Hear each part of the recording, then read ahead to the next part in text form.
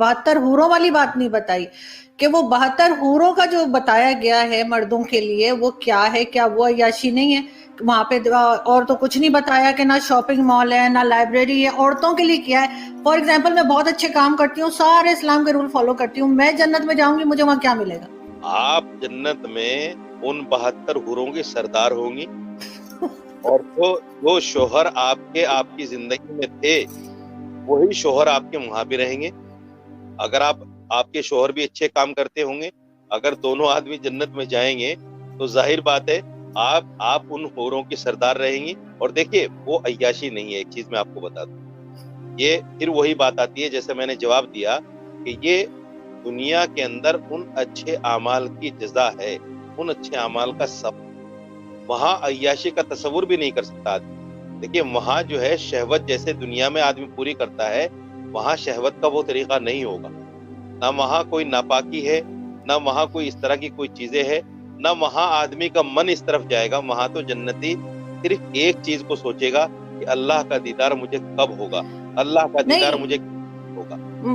مولانا صاحب، مردوں کے لیے 72 حوریں اور عورتوں کے لیے وہی والا شوہر جو یہاں پر ہے، یہ تو بڑی غلط بات ہے.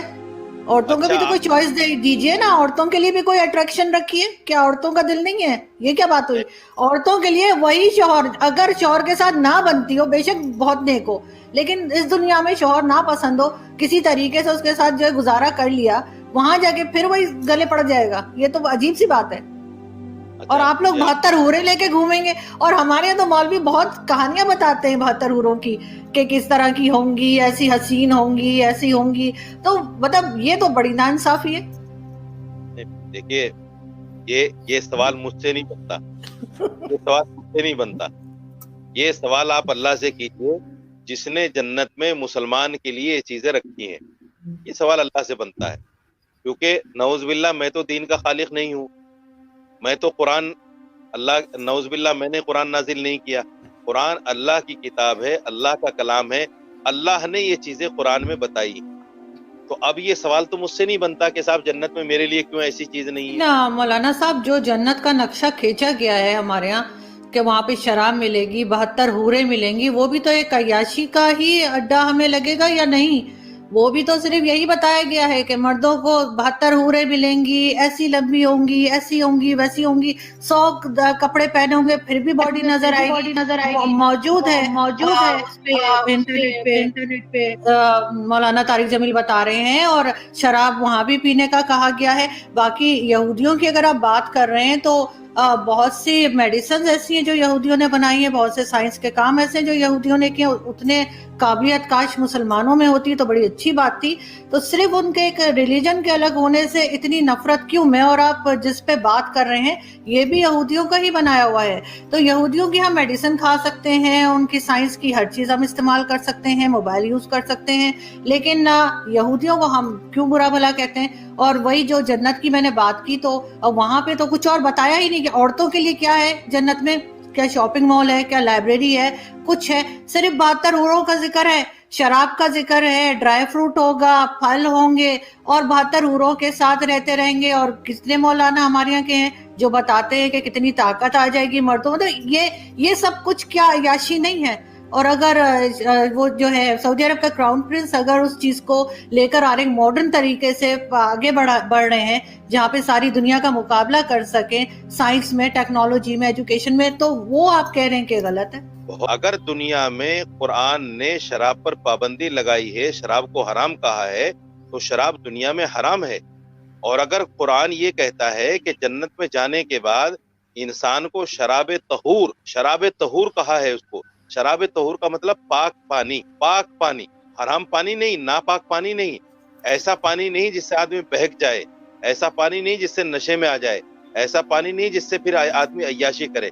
شرابن طہورا کہا ہے قرآن. تو شرابن طہورا اگر اللہ جنت میں جنتیوں کو دے گا تو اس پر میں سمجھتا ہوں اس پر تو اعتراض نہیں ہونا چاہیے، کیونکہ دین تو اللہ کی ماننے کا نام ہے. جب ہم نے دنیا میں اللہ کی بات کو مانا ہے، اللہ چاہی زندگی گزاری ہے، قرآن چاہی زندگی گزاری ہے، اور جنت میں جا کر اگر ہمیں اللہ اس کا بدل دے رہا ہے، اس کا ثواب دے رہا ہے، اس کی جزا دے رہا ہے، تو اس پر تو اعتراض نہیں ہونا چاہیے مسلمان کو. غیر مسلم اگر اس طرح کی بات کہے کہ ایسا کیوں ہے، تو اس کا جواب تو سمجھ میں آتا ہے, اعتراض تو سمجھ میں آتا ہے, لیکن ایک مسلمان یہ کہے کہ ایسا کیوں اور دنیا میں ایسا کیوں نہیں, تو میں سمجھتا ہوں کہ پھر میں ایک بات کہوں گا کہ دین سے دوری کا نتیجہ ہے جب تک آدمی قرآن کو صحیح نہیں سمجھے گا, قرآن کو صحیح نہیں پڑھے گا, حدیث کو صحیح نہیں سمجھے گا, حدیث کو نہیں پڑھے گا, اس وقت تک یہ چیزیں اس کو سمجھ میں نہیں آئیں گی. دوسری بات, محمد بن سلمان نے دنیا میں شراب کو جائز قرار دیا ہے. قرآن کہتا ہے شراب ناجائز ہے, قرآن کہتا ہے جوا ناجائز ہے, اور محمد بن سلمان دنیا میں کہتا ہے کہ جوا جائز ہے. تو آپ مجھے بتائیے قرآن کی مخالفت کون سا, قرآن میں کہاں جائز ہے شراب, قرآن میں کہاں جائز ہے جوا, قرآن میں کہاں جائز ہے طوائف کے ساتھ جو ہے اس کا مجرا دے, اس کے ناچ گانے دیکھنا کہاں جائز ہے, مجھے بتا دیجئے. قرآن میں کہاں جائز ہے کہ عورتیں جو ہے برقع چھوڑ کر جو ہے ایسے ہی کھلم کھلا پھرتے ہیں. دوسری بات, آپ نے یہودی کے بارے میں کہا کہ صاحب ٹیکنالوجی تو آپ استعمال کر رہے ہیں لیکن ان کو برا مانتے ہیں. میں یہودی کو بحیثیت ریلیجس برا نہیں مانتا, میں یہودی کو اس لیے برا مانتا ہوں چونکہ ان کی جتنی پالیسیز ہیں وہ سب اسلام اور مسلمان کے خلاف. سپوز کیجیے, میں ایک بہت بڑی بات آپ سے کہنے جا رہا ہوں آپ کے چینل پہ. آپ نے 9/11 کا نام سنا ہوگا, بڑا مشہور واقعہ ہے. 9/11 یہودیوں کی دین تھی اسلام اور مسلمان کو بدنام کرنے کی. 9/11 کو سچا واقعہ نہیں ہے. کیونکہ آپ کے خیال سے بہت سے دوست, ہمارے ہندوستانی دوست ہمیں کہتے ہیں کہ جی جب اسلام نہیں آیا تھا بر صغیر میں, یعنی ہندوستان پاکستان اس سارے علاقے میں, اس سے پہلے جتنے بھی لوگ تھے وہ سب ہندو تھے. کیا یہ بات صحیح ہے؟ آپ مانتے ہیں اس بات کو کہ اسلام آنے سے پہلے جتنے بھی لوگ یہاں پر ہیں, ہمارے آبا اجداد یا جو بھی, سب وہ ہندو تھے؟ نہیں, دیکھیے ہم کنورٹڈ مسلمان ہیں, اس میں کوئی دو رائے نہیں. ہم جو ہے ہندوستان پاکستان کے جو لوگ ہیں وہ کنورٹڈ مسلمان ہیں. یہاں جو لوگ عرب لوگ آئے تھے جنہوں نے ہندوستان پاکستان متحدہ ہندوستان کو فتح کیا تھا, وہ لوگ آئے اور واپس چلے گئے. انہوں نے یہاں آبادی تو کی نہیں, لیکن ان کی وجہ سے جو لوگ مسلمان ہوئے وہ ہم کنورٹڈ مسلمان. ہم یہ نہیں کہہ سکتے کہ ہمارے آبا و اجداد یا ہمارا شجرہ جو ہے نبی پاک صلی اللہ علیہ وسلم سے ملتا ہے یا کسی صحابی سے ملتا ہے.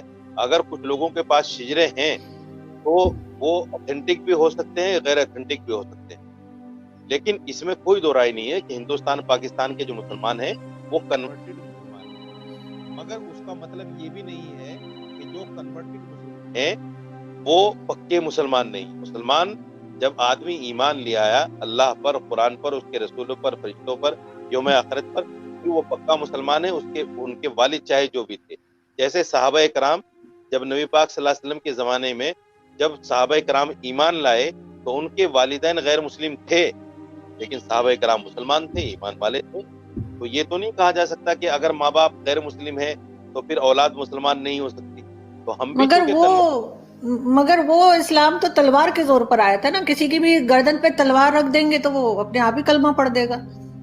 یہ آپ سوچے, اسلام اگر تلوار کی زور سے پھیلتا تو 800 سال مسلمانوں نے حکومت کی ہے, ہندو تو ایک بھی نہیں بچتا, سارے ہندو ختم ہو گئے ہوتے.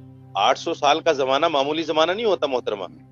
اگر تلوار کے زور سے چوری بھی کرتا ہے, مسلمان زنا بھی کرتا ہے, مسلمان جھوٹ بھی بولتا ہے, مسلمان شراب بھی پیتا ہے, مسلمان گالی بھی دیتا ہے, مسلمان اپنے پڑوسی کو ستاتا بھی ہے, مسلمان اپنے بھائی کا مال بھی کھاتا ہے, آج پھر انہی مسلمانوں کا اگزامپل دے کر اسلام کو لوگ برا کہتے ہیں. آپ یہ بتائیے, میں آپ سے ایک سوال کر رہا ہوں, حالانکہ میں چونکہ آپ کا اچھا آج کل نا ایک اور بڑی مسئلہ بن چکا ہے, میڈیا پہ جنت کو نا لبرل لوگ ایک مذاق بنا کے پیش کر رہے ہیں. ابھی ایک کلپ میرے سامنے آیا, ایک مولانا صاحب بیٹھے ہوئے کسی لبرل سی خاتون کے ساتھ, وہ مولانا صاحب سے کہہ رہی ہے کہ آپ لوگ کہتے ہیں جنت میں مرد کو 72 حوریں ملیں گی اور یہ ہوگا اور اتنے آدمیوں کے برابر, یہ تو عیاشی ہے, یہ تو عیاشی ہے. اور مولانا صاحب ڈیفائن کر رہے ہیں کہ وہ کہہ رہی ہے ہمیں کیا ملے گا, وہ بتا رہے ہیں کہ آپ جنت میں اگر جائیں گی تو حوروں کی سردار ہوں گی, اور پھر میمز بنی ہوئی ہیں اس پہ لوگ مذاق اڑا رہے ہیں. مولانا صاحب اگر میری بات ان تک پہنچ جاتی ہے نا, میں ان سے کہتا ہے کہ آپ کو ان کے سامنے بیٹھنے کی ضرورت کیا ہے. میں سمجھا پا رہا ہوں اپنی بات, آپ کیوں مذاق اڑوا رہے ہو؟ ہر آدمی اس قابل نہیں ہوتا کہ علماء اس کے پاس بیٹھ کر اپنی علمیت کا جنازہ نکلوائیں, اپنے آپ کا مذاق اڑوائیں. کیا ضرورت ہے آپ ایک بال کھلے ہوئے ایک عورت کے اور لبرل انٹی ہے اور اس کے ساتھ بیٹھ کے آپ بولو بھائی محترمہ آپ کو اگر جنت سمجھ میں نہیں آتی تو آپ جاؤ جہنم میں, ہمیں کوئی شوق. ان کو دلائل نہیں دینے چاہیے, اس سے تو آپ اور مذاق اڑوا رہے ہیں. بات اس سے کی جاتی ہے جو بات سمجھنا چاہتا ہو, جو بات سمجھنا چاہتا ہو. ہر معترض کے اعتراض کا جواب نہیں. ہمیں کتنی دفعہ ٹی وی میں بلایا گیا فلاں کے سامنے بیٹھنا ہے, میں نے کہا میں بیٹھوں گا ہی نہیں فلاں کے سامنے, میں اپنی بے عزتی کے لیے بیٹھوں فلاں کے سامنے. آپ کہہ سکتے ہو اس کا مطلب آپ کے پاس دلائل نہیں ہے تبھی آپ کو بے عزت. دلائل ہے, سامنے والا اس میں نہ سمجھنے کی صلاحیت ہے نہ وہ سمجھنے کے لیے بیٹھا ہے, وہ بیٹھا ہی مذاق اڑانے کے لیے. جنت جیسی حسین چیز کا جس کو اللہ اتنے ہی ہائی لائٹ کر رہا ہے, اتنا پروٹوکول دے رہا ہے, آپ اس کو مذاق بنا رہے ہو. یہ تو خدا کے غضب کو دعوت دینے والی بات ہے. ایسے لوگوں کو تو اللہ لازمی جہنم میں ڈالے گا کہ تم تو نہ صرف یہ کہ انکار کرتے تھے, تم تو اس جنت کا مذاق اڑایا کرتے تھے. آج تم کیسے مجھ سے یہ جنت مانگتے ہو؟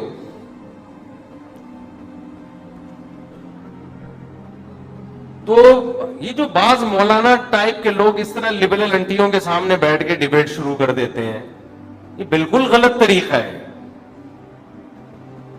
کوئی علمی بحث ہو, کوئی اس میں کوئی ٹاک شوق ہو تو ٹھیک ہے, لیکن اس طرح سے جا کے مذاق اڑوانا. اب انہوں نے جب یہ کہا کہ آپ ان جنتی عورتوں کی سردار ہوں گی تو لوگ ہنس رہے ہیں اس پہ. پہلی بات یہ کیوں سردار ہوگی, اس میں کیا سرخاب کے پر لگے ہوئے ہیں؟ اس میں کیا ہے یہ کیوں سردار ہوگی جنت؟ خیر انہوں نے تو یہ کہا تھا اگر یہ جنت میں چلی جائے. یہ بہت زیادہ اعتراض کیا جاتا ہے کہ جنت میں عیاشی ہے, 72 حوریں مردوں کو ملیں گی, یہ تو عیاشی ہے, شراب اور یہ. تو بھائی ہم کب کہہ رہے کہ عیاشی نہیں ہے؟ جنت تو چیز ہی کیا ہے, عیاشی کی تو جگہ ہے وہ. اس میں کون سی ایسی کنفیوژن کی بات ہے؟ یہ تو جنت کا حسن ہے کہ عیش و عشرت کی جگہ ہے.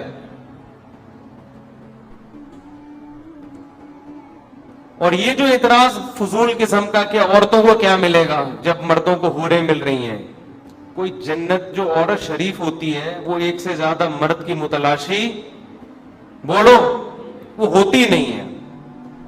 آپ کو یہ کہنا چاہیے کہ محترمہ آپ کو اگر ایک ٹائم پہ 2 مردوں کا شوق ہے تو ایسی گھٹیا عورتیں جنت میں جائیں گی, ان میں شریف عورتیں جائیں گی. شریف عورت کی کبھی خواہش نہیں ہوتی کہ میرے ایک سے زیادہ میاں ہوں. عورت بائی نیچر ایک مرد چاہتی ہے, بائی نیچر.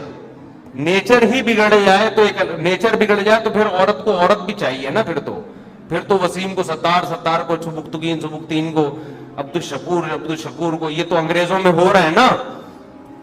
ارے انگریزوں میں جب بچہ بالغ ہوتا ہے تو پھر پوچھتے ہیں بیٹا میل چاہیے کہ فیمیل, بہو کس کو بنا کے لاؤں, فیمیل کو بہو بناؤں یا میل کو. جب فطرت مسخ ہو جائے تو پھر تو اب آپ کہو کہ ایک آدمی کو شوق ہی میلز کا ہے.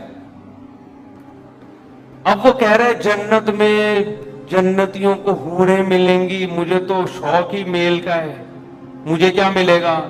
تو پہلے یہ تو ثابت کر تجھے جنت بھی ملے گی کہ نہیں ملے گی.